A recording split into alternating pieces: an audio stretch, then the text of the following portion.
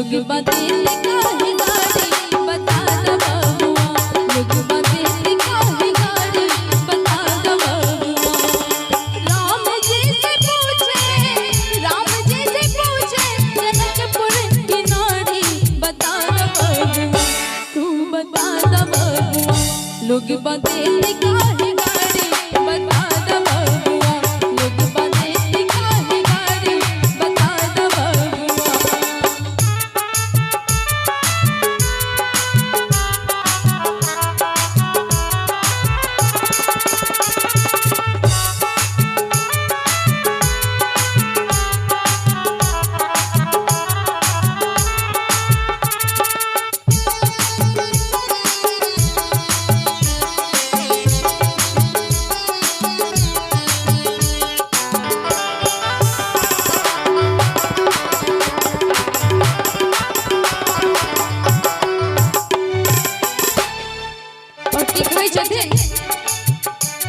अरे तोहरा से पूछूं मैं ओ धनुषधारी,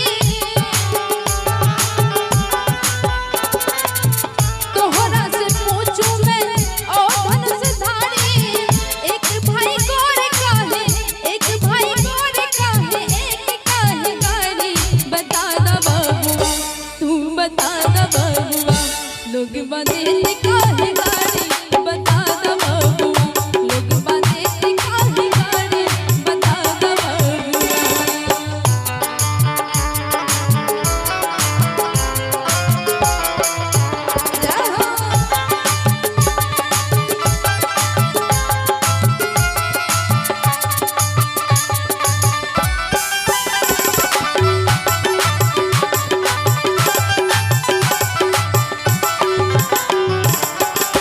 अरे ई बूढ़ा बाबा के पागल पागल दाढ़ी, ई बूढ़ा बाबा के पागल पागल दाढ़ी। देखियो केना हुनकर जे गुरु सब जाय छथिन हुनका कहै छथिन कि अरे ई बूढ़ा बाबा के पागल पागल दाढ़ी, आ देखन में पातर, अरे देखन में पातर, आ खाए भर थारी बता दो बबुआ। यो चाचा जी अहाँ के कहै छी दुल्हा सरकार के भलखिन, मामा भलखिन, तो हुनके सा कहबै अरे देखन में पातर, आ खाए भर थारी बता दो बबुआ। अरे देखन में पातर छीतर, अरे खाए बर थारे गोर थारी बता दा बबुआ। सही में यो गोर थारी में खाई छी, भर थारी भर थारी। हाँ कनी मामा के लिए एक बेर ताली बजा दियो सब गोटे, जय हो। कि लोग बातें काहे गाड़ी बता दो बबुआ, लोग बातें काहे गाड़ी बता दो बबुआ।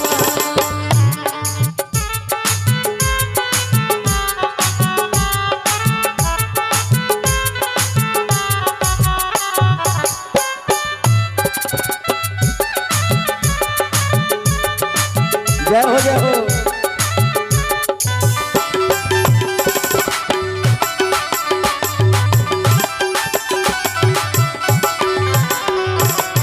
और देखियो एक डायर बहुत सुंदर लाइन छे जे की कहै छथिन मैथिलानी सब, अरे एकटा बरात पर तीन तीन गो नारी,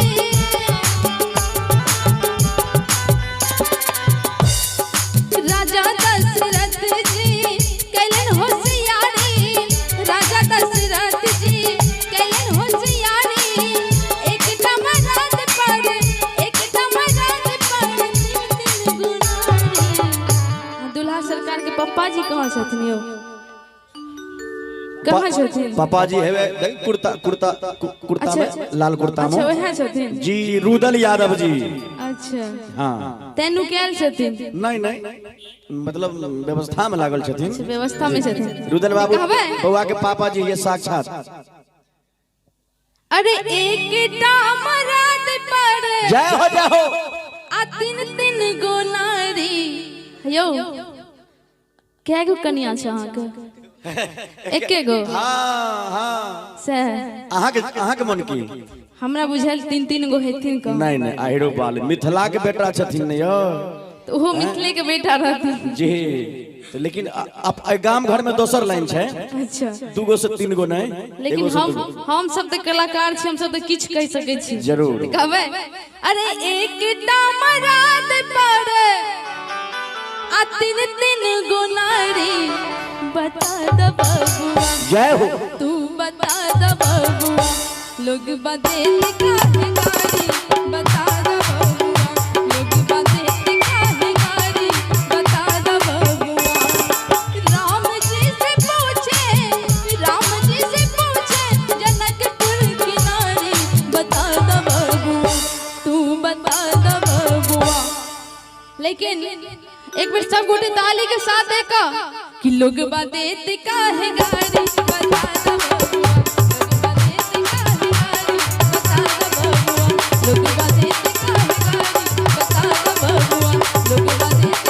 गारी बता द बबुआ लोग बदेत काहे गारी बता द बबुआ अरे बता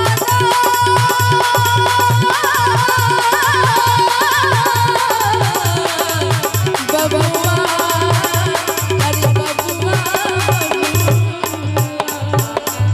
वाह लोग बदेत काहे गाड़ी बता द बबुआ बड़ा सुंदर रचना अखन मौसम जी के आवाज में सुनलो जो राम जी से पूछे जनकपुर के नारी बड़ा सुंदर रचना।